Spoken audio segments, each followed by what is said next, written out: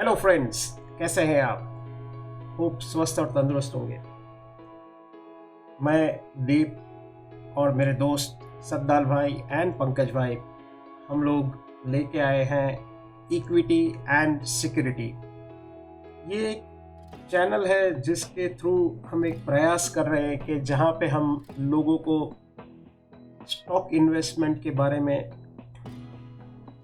अपनी इंसाइट्स बताएं, कैसे हम स्टॉक्स आइडेंटिफाई करते हैं, कैसे टेक्निकल चार्ट देखे जाते हैं, इस तरह से इनके अंदर आपको वॉल्यूम है या फिर प्राइस एक्शन है, ये कैसे देखे जाते हैं और ऑब्जर्व किए जाते हैं, और फिर अपने हिसाब से अगर किसी को इन्वेस्ट करना हो तो कैसे वो इन्वेस्ट कर सकते हैं।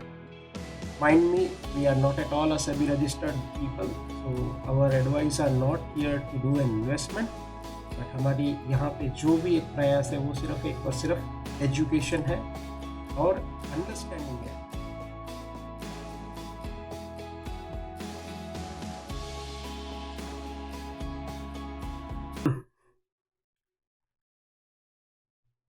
हाँ जी सद्दाल भाई, तो कौन सा स्टॉक आप दिखा रहे हैं?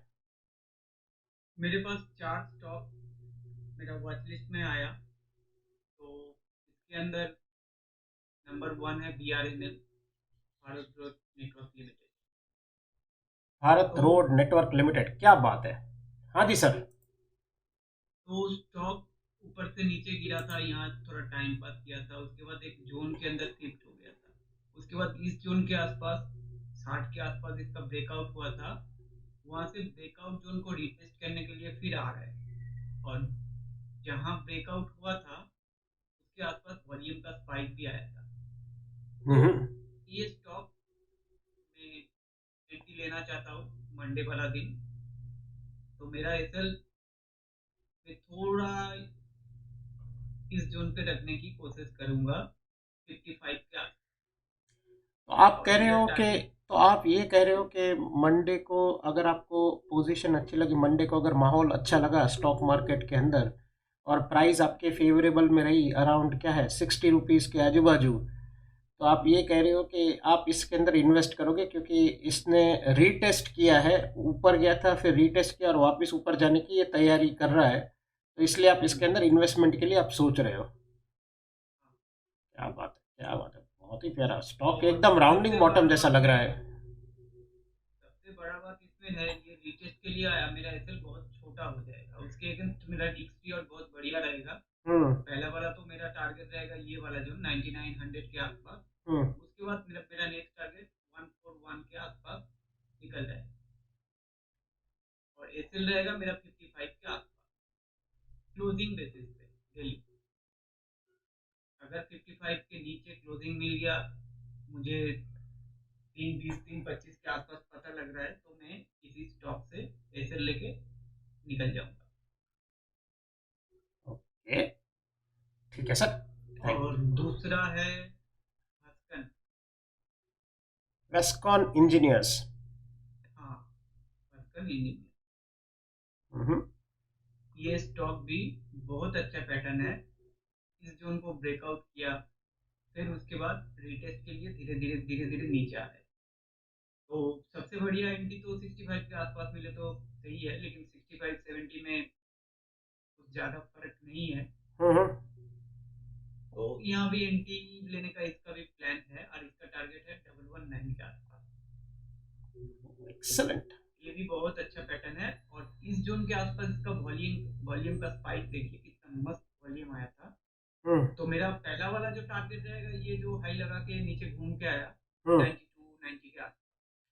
मतलब आप और मेरे को नेक्स्ट ये बोल टारगेट रहे हो, डबल आप वन नहीं। आप मेरे को ये बोल रहे हो कि प्राइस यहाँ से ऑलमोस्ट हम लोग 10-20% जितना गेन मिल सकता है। 20% तो आराम से मिल सकता है इसमें। Very nice, interesting. और तीसरा आरपीजीएस वेंचर लिमिटेड। ओके। ये स्टॉक, हम्म। इसको थोड़ा छोटा करने से आपको पता चलेगा, ये भी सेम टाइप का कुछ पैटर्न बना रहा है। ये वाला जो जोन था हम्म यहाँ से नीचे रिटेस्ट किया था, उसके बाद ब्रेकआउट आया था, फिर उसी जोन को रिटेस्ट करके हम्म ये ऊपर जाने की कोशिश करेगा। तो मेरा पहला टारगेट ये रहेगा 846, और नेक्स्ट टारगेट तो ऑल टाइम हाई के आसपास। हम्म हम्म हम्म, हम्म, और एक है green panel. Okay. Stock higher high higher low pattern बना के ऊपर जाने की कोशिश कर रहे हैं बार बार। यहाँ से किया, यहाँ से किया, तो उसके बाद ये एक ट्रेंड लाइन है, ट्रेंड लाइन के आसपास आ गया। मेरा छोटा सा इसमें 3-4% का आसपास मेरा एसएल रहेगा, और मेरा फर्स्ट टारगेट ये वाला जोन रहेगा 440 के आसपास, नेक्स्ट टारगेट रहेगा 500 के आसपास रहेगा। तो मेरा जितना सारा स्टॉक है, छोटा छोटा छोटा छोटा एसएल बनेगा, उसमें एंट्री लिया जा सकता है। ये आपका और बड़ा मेरा ये स्टाइल बड़ा चार अच्छा है। स्टॉक में आपका ये स्टाइल अच्छा है, छोटा छोटा छोटा छोटा ऐसा होता चाहिए एकदम। ये बहुत ही प्यारा स्टाइल है।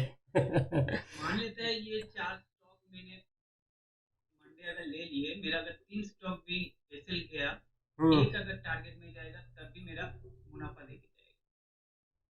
तो मैं इसलिए यही पैटर्न प्रेफर करता हूँ जो एसएल छोटा हो। Very nice, very nice, very interesting. चलिए, वेरी गुड। और ये और यूजुअली एक चीज, सत्तल भाई, आप ये यूजुअली आप ये कितने टाइम के लिए आप ये इन्वेस्टमेंट करते हैं आप, अगर आप हमें कुछ सिखा सकें उसमें तो। 1 quarter. 1 quarter, okay. That's a nice, that's a maximum reasonable, that's a reasonable. 2 दिन के अंदर, 3 दिन के अंदर भी, आपका एक हफ्ते के अंदर भी टारगेट मिल सकता हाँ, ये अच्छा है, है। Maximum 4 month. ये अच्छी बात है आपने कही है, क्योंकि थोड़ा स्पेस अगर भी मिल स्टॉक, जाएगा, स्टॉक को थोड़ा स्पेस भी मिल जाएगा, अगर ग्रो करना है उसको। तो ग्रो करने के लिए थोड़ा स्पेस मिलेगा टाइम का, तो ग्रो भी कर सकता है और ऊपर भाग भी सकता है। हम्म, सही कहा आपने। अगर स्टॉक मोमेंटम पकड़ लिया तो उसको होल्ड करना सही होगा।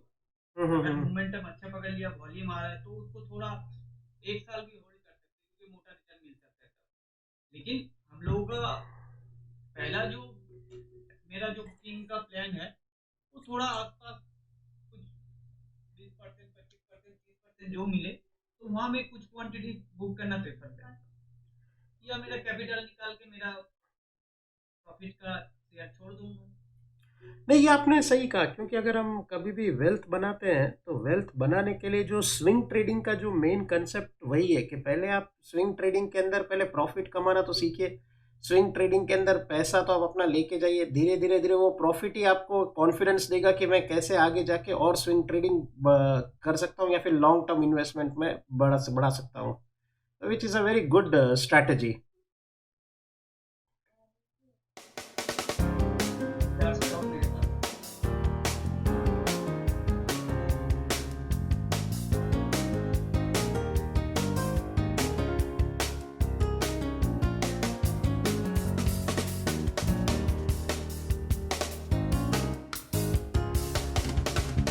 हाँ जी पंकज भाई, तो कौन से स्टॉक्स आज आप दिखा रहे हैं?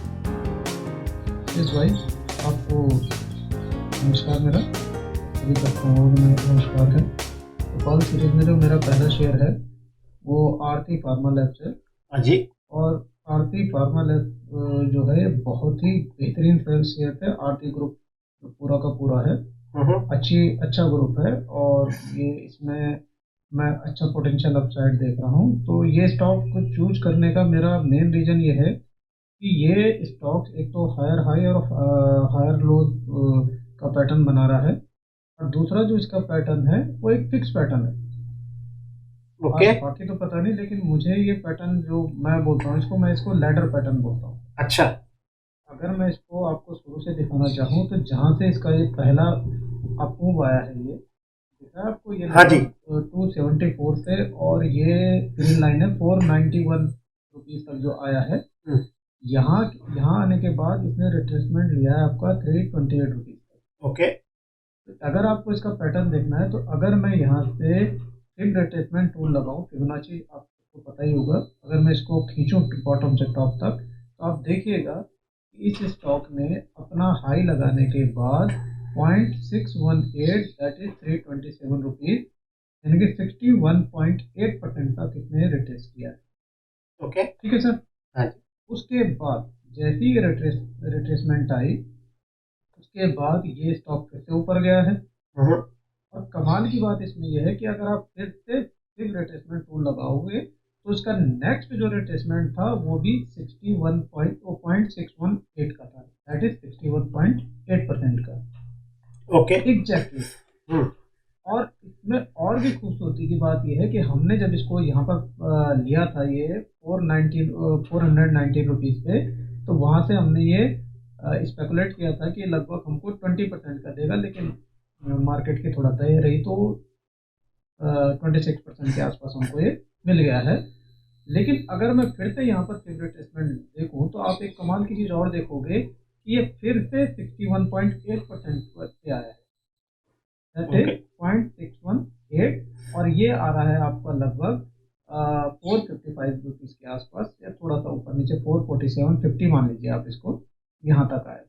तो हमारी, मैं इसका पिछला पैटर्न देखूँ और इसका पिछला बिहेवियर देखूँ, तो ये देखो हर बार एक हाई बनाने के बाद 0.618 का ये क्या ले रहा है, रिट्रेसमेंट है, that is 61.8% of Fibonacci level का रिट्रेसमेंट ले रहा है, और हर बार एक नया हाई बना रहा है। ओके। ठीक है। तो डेफिनेट है कि अगर कल को ये मुझे इस समय इसका प्राइस, क्लोजिंग प्राइस है अगर मैं देखूं तो इसका क्लोजिंग प्राइस है शायद 455। हाँ, अगर ये यहीं पर मुझे मिल गया 450 के आसपास तो डेफिनेटली मैं इसमें एंटर करूंगा, और एंट्री मेरी फेज्ड मैनर में होगी। अच्छा। यानी कि 25% से मैं स्टार्ट करूंगा, और मेरा जो इसका स्टॉप लॉस होगा वो अराउंड 400 के आसपास होगा। अच्छा जी। और इस समय जो टारगेट होगा वो होगा साबित, पहला टारगेट आपका 532 और अल्टीमेट टारगेट 631। अच्छा। और जिस हिसाब से ये स्टॉक अपना कैरेक्टर दिखाता है, और अगर इसने अपना वही पैटर्न फॉलो किया तो ये एटलीस्ट 631 या 600 से इसको जरूर जाना चाहिए। ये मेरा मतलब पहला नेट शेयर है। नेट हम नेट नेट करें कि आपकी जो अपनी रिकमेंडेशन दे रहे हो वो अराउंड 20% के ऊपर की आप टारगेट दिखा रहे हो। अगर ये माने यहाँ से अगर मैं देखूँ तो ये 40% का टारगेट इसका आना चाहिए। अच्छा। और ये थोड़ा स्लो मूविंग है, लेकिन ये है कि एटलीस्ट 3 मंथ में इसको 180 रुपीज़ आपको मिल जाने चाहिए इसमें, दैट इज अप्रोक्स 40%। और अगर ये इसको 532 के ऊपर अगर ये अच्छी क्लोजिंग दे देता है तो मैं इसमें 100% एंट्री मेरी हो जाएगी। अच्छा। For the target of 631, 600 to 631। Okay, ठीक है। एक बात पंकज भाई, हाँ जी। ये 532 के ऊपर क्लोजिंग आप क्या प्रेफर करना चाहोगे, डेली क्लोजिंग, वीकली क्लोजिंग?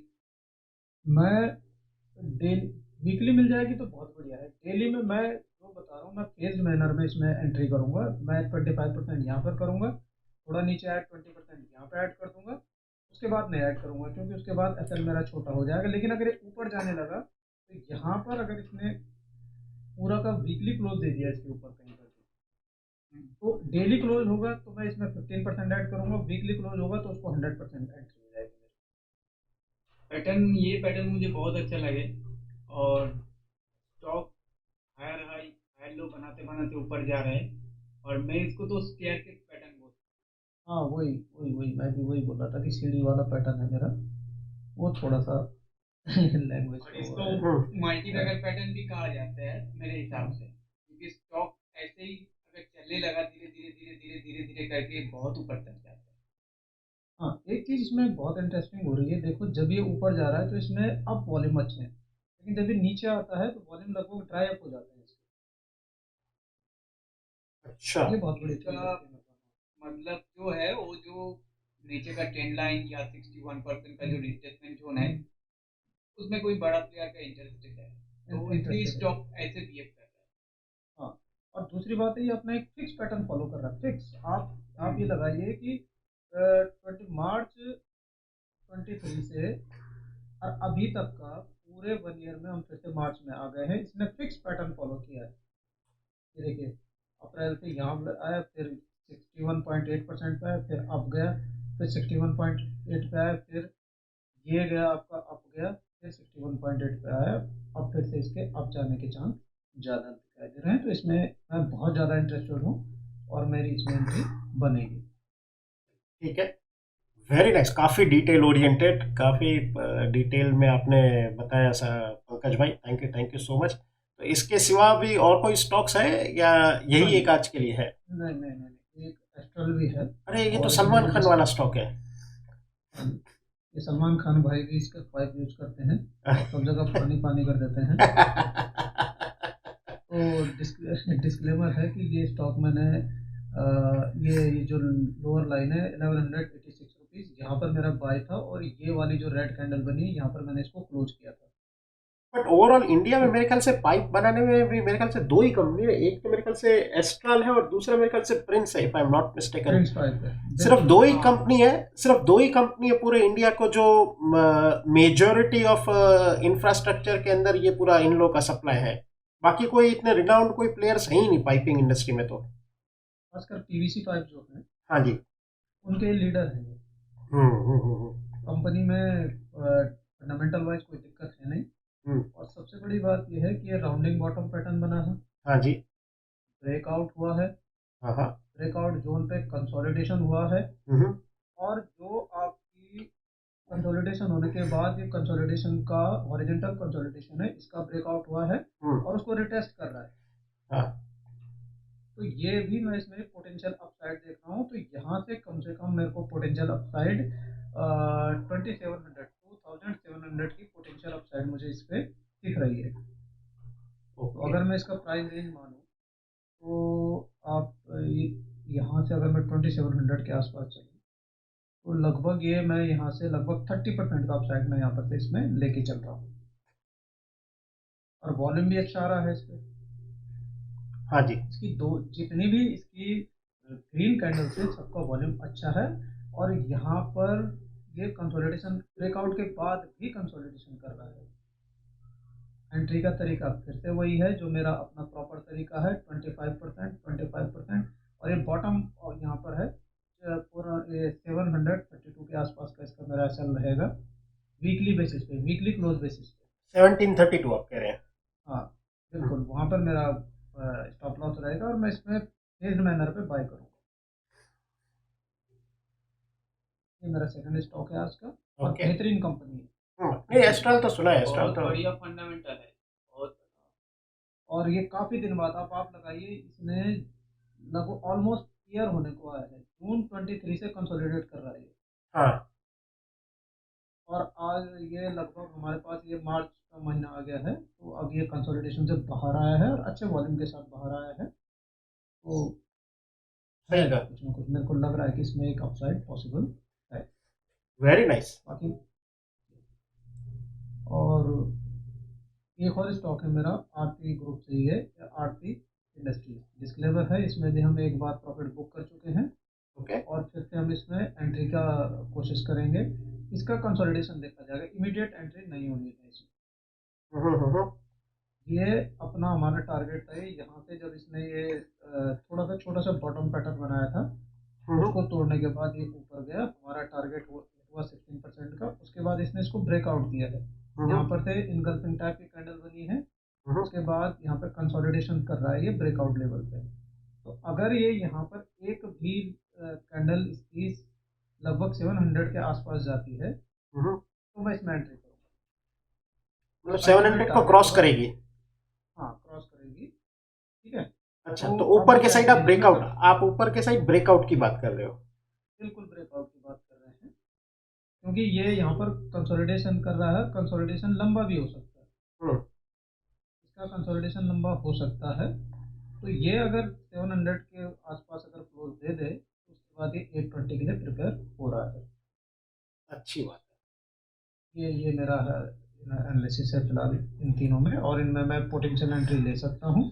और एक मेरा डिस्क्लेमर भी है कि ये जितनी भी चीज़ें मैं बता रहा हूँ ये आपके एजुकेशनल पर्पज से है। कृपया आप इसको देखिए, सीखिए पैटर्न हम किस हिसाब से रीड कर रहे हैं।